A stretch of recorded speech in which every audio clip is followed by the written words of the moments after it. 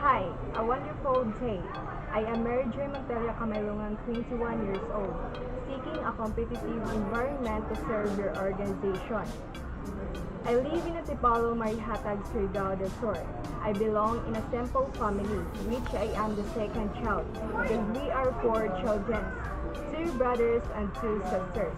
We are not rich, but I'm proud to say that I am lucky to have a parents who were always supporting us.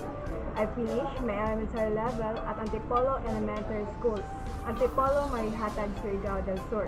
I also finished my secondary level at Antipolo National High School, Antipolo, Marihatag, Surigao del Sur. I completely finished my college degree at Surigao del Sur State University, Lianga Campus, Lianga, Surigao del Sur, with a course of Bachelor of Science in Business Administration, major in Financial Management. During those times, I learned the steps of accounting process and financial statement like balance sheet account.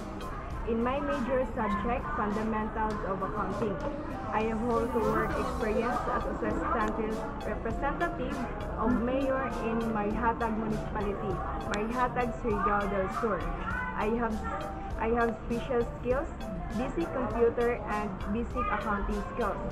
I guarantee that you would regret making a decision to hire me, and you can contact me at my number 0910-1696-095 or email me at kamailunganmaryjoy@yahoo.com.